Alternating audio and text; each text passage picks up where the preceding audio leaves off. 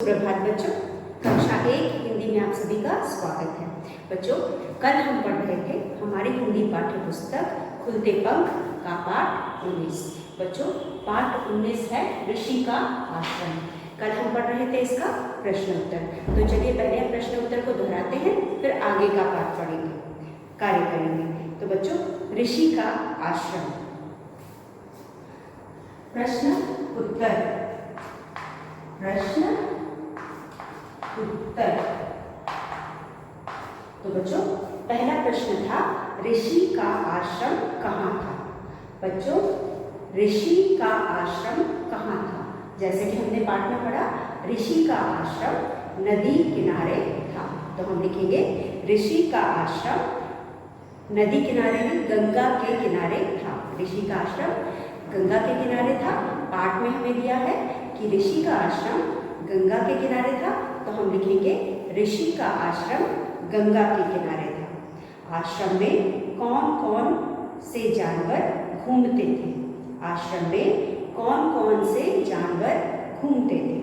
आश्रम में मृग घूमते थे। बच्चों, यहाँ पे पूछा है कौन कौन से जानवर, लेकिन आश्रम में सिर्फ मृग घूमता था, तो हम लिखेंगे आश्रम में मृग घूमता था।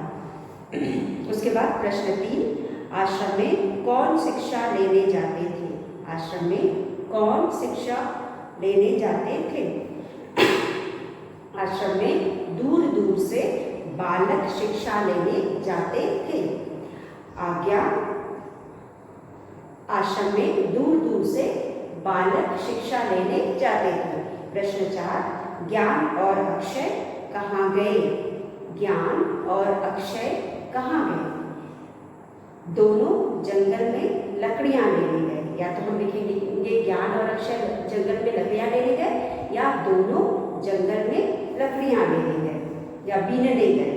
तो बच्चों, यह था हमारे प्रश्न उत्तर। हमने 4 कल पढ़े थे और आज हम आगे के प्रश्न उत्तर करेंगे। तो आगे हम पढ़ेंगे 5वां प्रश्न। तो बच्चों, यहाँ पे हम प्रश्न 5 से शुरू करेंगे, जो कि हमने कल नहीं पढ़ा था। हमने कल 4 प्रश्न पढ़े थे, जिसमें पहला था ऋषि का आश्रम कहाँ था? ऋषि का आश्रम गंगा के किनारे था। आश्रम में कौन कौन से जानवर घूमते थे? आश्रम में मृग घूमते थे। आश्रम में कौन शिक्षा लेने आते थे? आश्रम में दूर दूर से बालक शिक्षा लेने आते थे। आज्ञा और अक्षय कहाँ गए? आज्ञा और ज्ञान और अक्षय कहाँ गए? ज्ञान और अक्षय जंगल में लकड़ियां लेने गए। और 5वां प्रश्न है, दोनों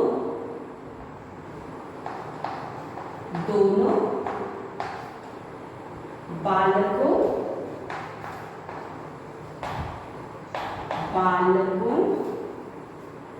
को ढूंढने दोनों बालकों को ढूंढने कौन गया? तो बच्चों, आप बता सकते हैं क्या? आप बता सकते हैं दोनों बालकों को ढूंढने कौन गया? दोनों बालकों को ढूंढने कौन गया? ढूंढने कौन गया? जी हाँ, बिल्कुल सही। कौन गया? दोनों बालकों को ढूंढने कौन गया? यह प्रश्न है। तो हम यहाँ क्या लिखेंगे? दोनों बालकों को ढूंढने कौन की जगह हम लिखेंगे? ऋषि गए। दोनों उत्तर 5। दोनों यहाँ पे आया। दोनों पूरा, जैसे कि मैंने आपको बताया, दोनों बालकों को ढूंढने कौन की जगह पे हम लिखेंगे? उत्तर वो है ऋषि। और आया लिखा है, हम आए करेंगे इसको, क्योंकि ऋषि कितने भी तो हमसे बड़े हैं, इसलिए हम उनको आए लिखेंगे, इज्जत के साथ उनको लिखेंगे। तो हम यहाँ लिखेंगे दोनों। पूरा प्रश्न कहाँ लिखेंगे? दोनों बालकों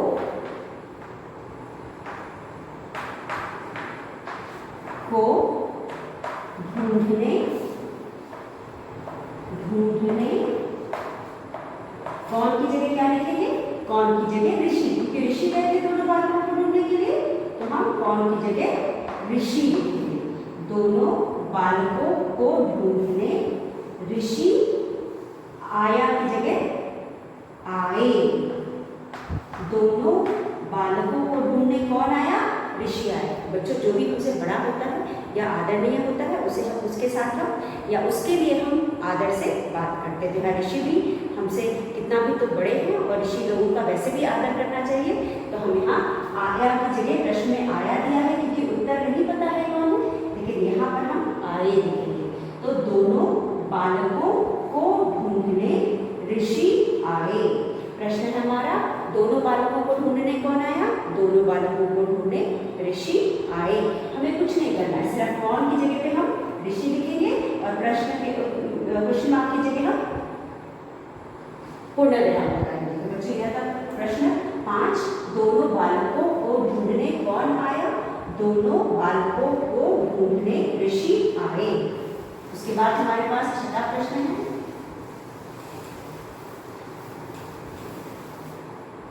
छठा प्रश्न हमारे पास है बच्चों,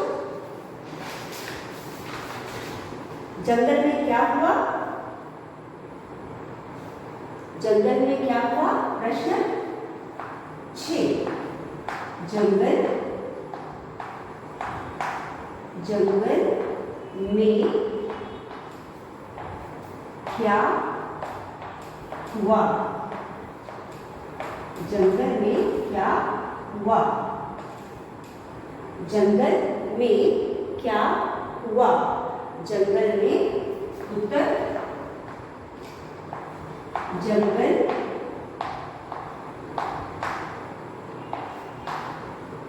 जंगल में जोरों की आंधी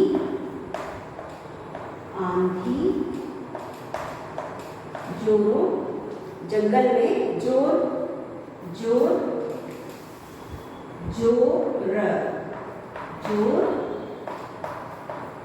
से आंधी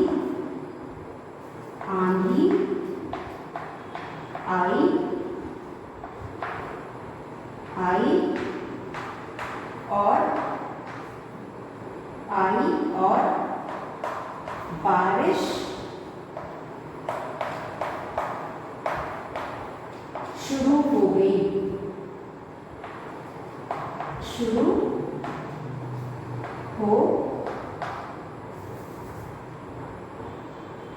शुरू हो गई।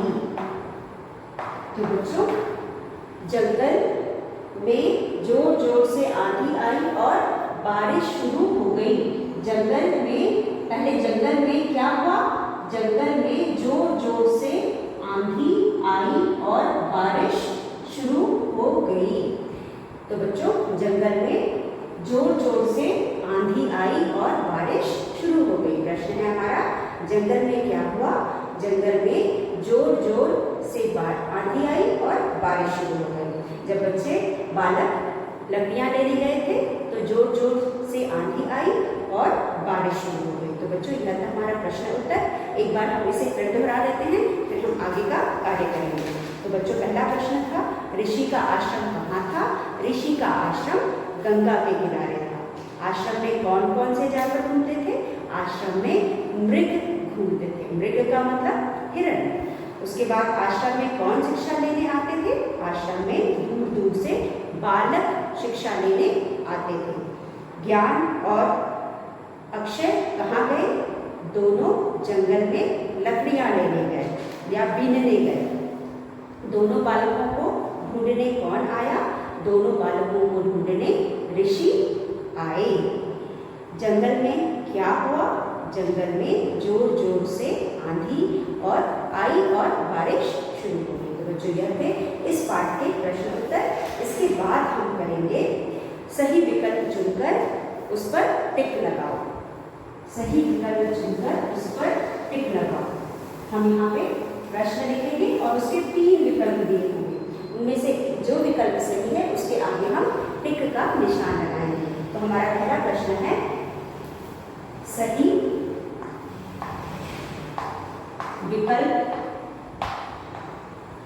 विकल्प के आगे सही का निशान लगाओ।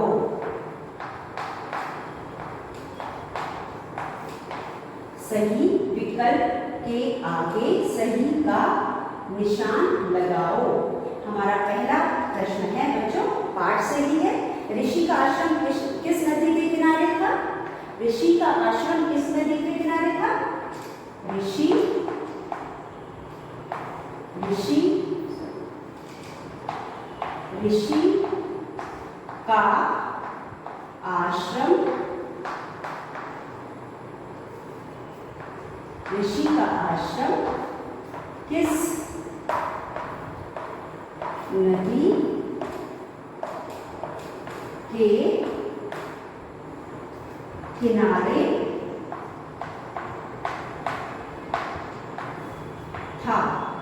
नदी के किनारे था। ऋषि का आश्रम किस नदी के किनारे था? हमारे पास विकल्प है, क है यमुना,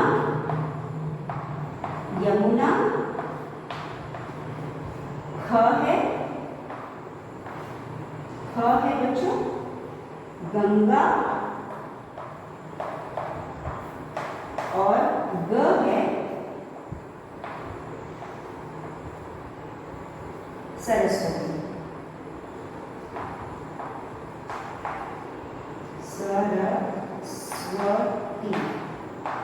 सरस्वती गंगा, यमुना या घाघरा? घाघरा। तो ऋषि का आश्रम किस नदी के किनारे था? ऋषि का आश्रम किस नदी के किनारे था? ऋषि का आश्रम यमुना नदी के किनारे था, गंगा नदी के किनारे था, या घाघरा नदी के किनारे था? किस नदी के किनारे था? जैसा कि बच्चों ने पाठ में पढ़ा, ऋषि का आश्रम गंगा नदी के किनारे था, इसलिए हम किस पर टिक करेंगे? गंगा नदी पर टिक करेंगे, क्योंकि हमें सही आंसर पर टिक करना है। हम गंगा नदी के आगे टिक करेंगे। तो ऋषि का आश्रम किस नदी के किनारे था? यमुना, गंगा या घाघरा? तो हम लिखेंगे गंगा नदी के किनारे था और उसके आगे टिक लगाएंगे। तो अब आपको समझ में आ गया ऋषि का आश्रम किस नदी के किनारे था? वह गंगा नदी के किनारे था। उसके बाद दूसरा प्रश्न हमारे पास है, आश्रम में कौन घूमते थे? दूसरा है आश्रम में कौन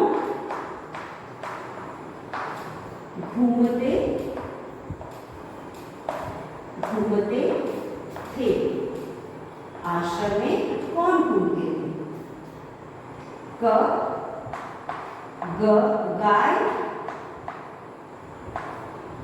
गाय, ख मोर,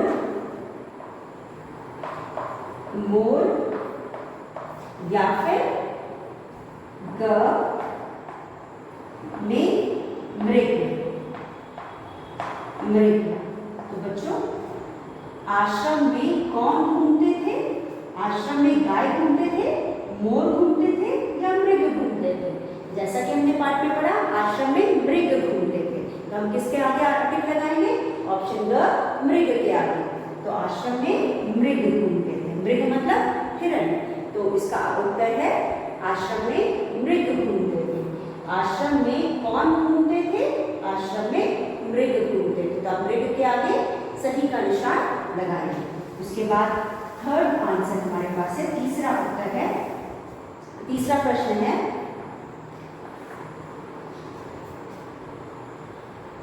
अक्षय और ज्ञान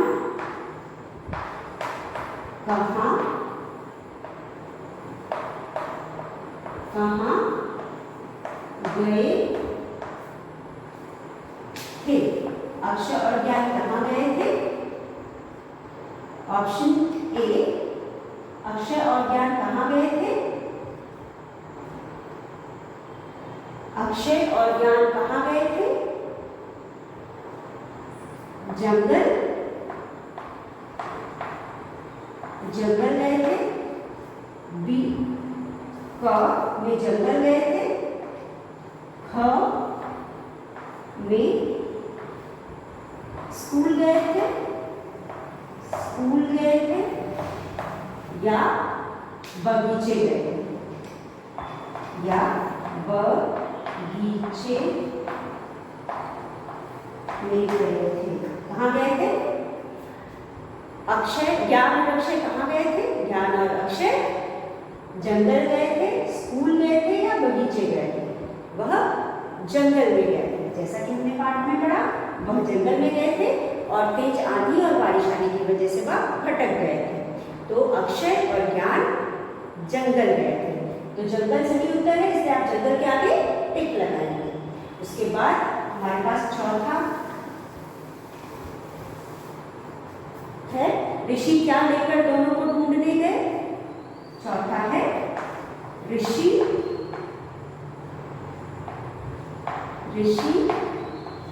क्या लेकर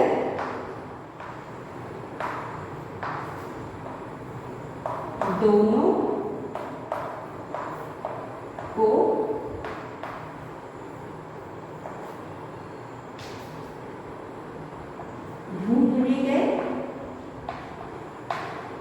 ढूंढने गए।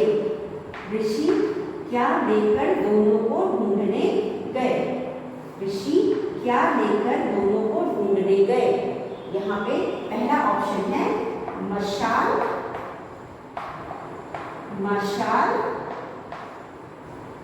दूसरा ऑप्शन है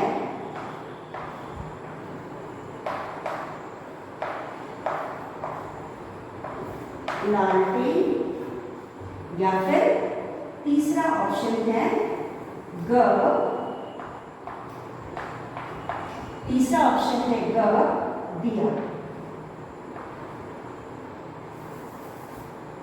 दिया। क्या लेकर के गए ऋषि?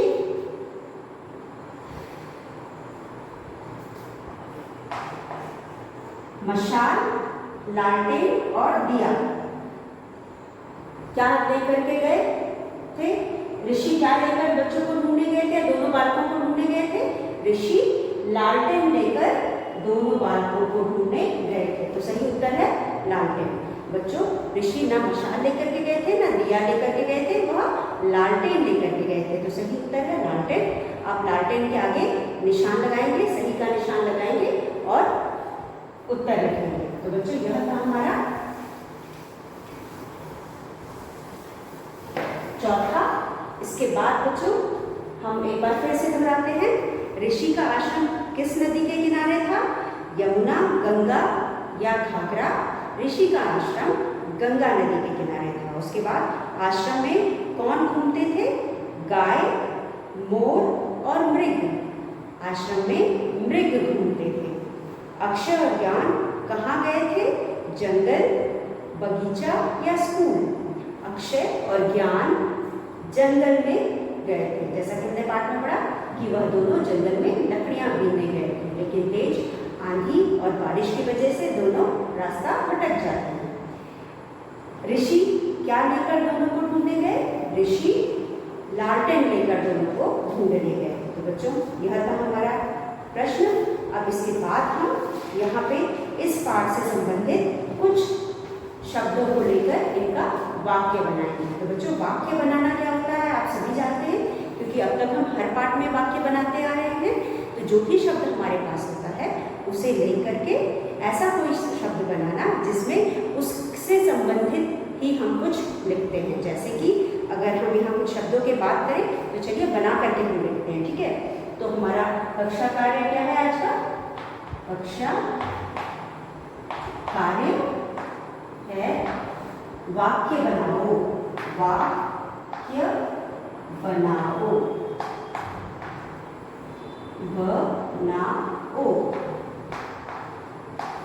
वाक्य बनाओ। अब यहाँ पे हम वाक्य बनाएंगे। पहला शब्द हमारे पास है ऋषि। पहला शब्द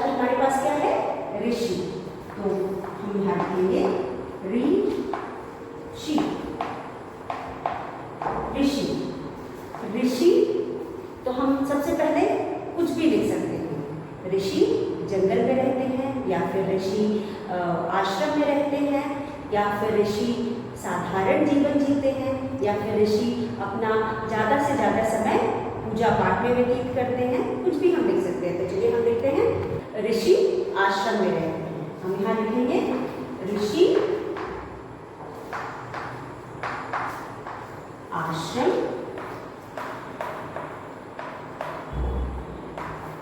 में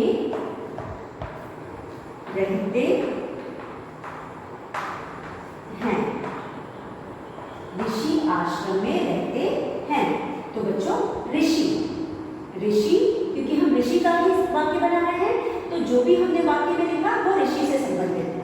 तो ऋषि कहाँ रहते हैं? ऋषि आश्रम में रहते हैं। और जिस शब्द का हम वाक्य बनाएंगे उसके नीचे हम एक लाइन खींचेंगे, उसके नीचे हम एक रेखा खींचेंगे। लाइन मतलब रेखा। तो यहाँ पे हम ऋषि का बना रहे हैं, ऋषि आश्रम में रहते हैं। ऋषि, ऋषियों के बारे में जो भी चीज़ है आप कुछ भी उनके बारे में लिख सकते हो। वह साधारण जीवन जीते हैं, वह साधारण खाना खाते हैं, वह सरल जीवन जीते हैं, वह अपना ज़्यादा से ज़्यादा समय पूजा पाठ में लगाते हैं। ऋषि भिक्षा मांग कर अपना जीवन बिताते हैं। तो जो भी हम लिखना चाहें हम ऋषि के बारे में लिख सकते हैं, लेकिन वह ऋषि के बारे में ही होना चाहिए।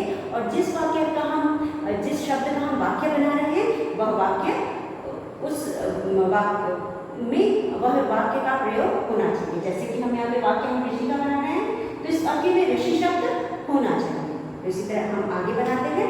हमारा अगला शब्द है वृक्ष। वृक्ष बच्चों, वृक्ष का मतलब क्या होता है? वृक्ष का मतलब होता है पेड़। वृक्ष का मतलब होता है पेड़।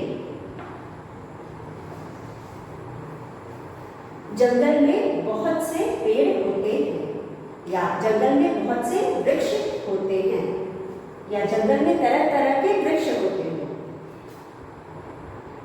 जंगल में तरह तरह के वृक्ष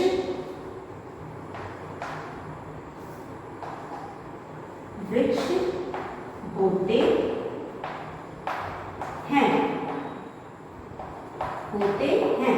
तो बच्चों जो भी हम वाक्य बनाते हैं बहुत बड़ा नहीं होना चाहिए, छोटा होना चाहिए। और जो भी है उसमें हम जिस शब्द का वाक्य बना रहे हैं वो एकदम हमें स्पष्ट होना चाहिए, उसका मीनिंग या उसका अर्थ स्पष्ट होना चाहिए। तो जंगल में तरह तरह के वृक्ष होते हैं। वृक्ष मतलब पेड़। जैसा कि आप जानते हो जंगल में बहुत सारे पेड़ होते हैं। हम यहाँ लिख सकते हैं कि जंगल में तरह तरह के वृक्ष होते हैं। या फिर हम जंगल के बारे में, वृक्ष के बारे में लिख सकते हैं, वृक्ष हमें शुद्ध हवा देते हैं, वृक्ष हमें फल देते हैं, वृक्ष हमें छाया देते हैं। तो वृक्ष के बारे में तो हम बहुत सारे वाक्य बना सकते हैं। और वृक्ष हमारे वातावरण को शुद्ध करते हैं। तो ऐसे बहुत सारे शब्द वाक्य हैं जो हम वृक्ष से बना सकते हैं। तो आप भी, कोई जरूरी नहीं है कि जो वाक्य मैंने बनाया आप भी वही लिखो, आप अपने मन से भी वाक्य बना सकते हैं। लेकिन जिस शब्द का हम वाक्य बना रहे हैं वह शब्द उस वाक्य में आना चाहिए, और उस वक्त शब्द का जो अर्थ है वो स्पष्ट होना चाहिए। तो बच्चों यह था हमारा दूसरा वाक्य। ऋषि आश्रम में रहते हैं। वृक्ष जंगल में तरह तरह के वृक्ष होते हैं। और वृक्ष तो ऐसा शब्द है जिसके बारे में हम बहुत सारे वाक्य बना सकते हैं। जैसा कि मैंने भी बताया, वृक्ष हमें फल देते हैं, वृक्ष हमें छाया देते हैं, वृक्ष हमें शुद्ध हवा देते हैं, और वृक्ष हमारे वातावरण को शुद्ध करते हैं। तो हम कुछ भी ले सकते हैं। तो बच्चों यह थे दो वाक्य। अब हम बनाएंगे तीसरा वाक्य। अब हम बनाएंगे तीसरा वाक्य। तीसरा वाक्य है हमारा मित्र। तीसरा शब्द है हमारा मित्र, जिसका हम वाक्य बनाएंगे। तो मित्र के बारे में आप बताओ कुछ, आप खुद से बताओ मित्र के बारे में। मित्र के बारे में, मेरा मित्र मेरी मदद करता है, या मेरा मित्र मेरा मेरा मित्र हमेशा मेरी मदद करता है। मेरा मित्र हमेशा मेरी मदद करता है। तो बच्चों यहाँ पे हम वाक्य बना रहे हैं मित्र का। मेरा मित्र हमेशा मेरी मदद करता है। और मित्र के बारे में बता सकते हैं, सच्चा मित्र हमेशा मुसीबत में साथ देता है। और मित्र हमारे सुख दुख का साथी होता है। तो हम कुछ भी बना सकते हैं, लेकिन जिस शब्द का हम वाक्य बना रहे हैं वह शब्द क्लियर होना चाहिए, उसका अर्थ स्पष्ट होना चाहिए। तो हमने यहाँ पे मित्र बनाया और मित्र के नीचे अंडरलाइन किया। उसके बाद हमारा अगला शब्द है ज्ञान। ज्ञान बच्चों हमारे पाठ में ज्ञान का अर्थ है, ज्ञान किसी बालक का नाम है या बच्चे का नाम है, लेकिन हम ज्ञान का मतलब क्या होता है? ज्ञान का मतलब क्या होता है? नॉलेज। ज्ञान का मतलब नॉलेज होता है। तो हम उस ज्ञान का जिसका अर्थ नॉलेज होता है उसको वाक्य में प्रयोग करेंगे। तो ज्ञान किताबों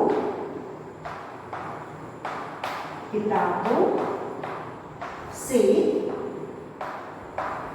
हमें ज्ञान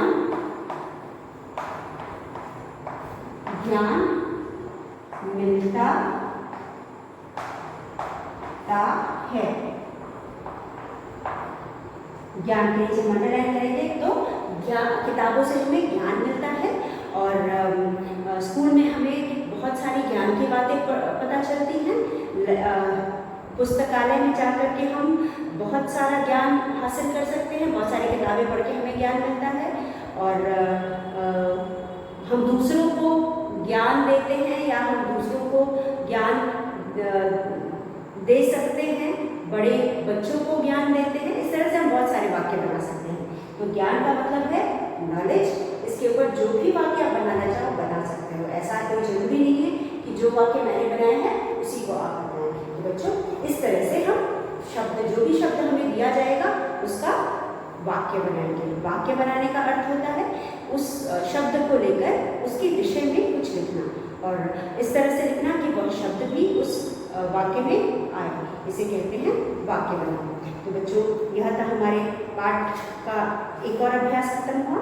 और इसके बाद बच्चों इस पाठ में हमने संयुक्त अक्षरों के बारे में पढ़ा और हमने शब्द बनाना सीखा, सुलेख भी किया और हमने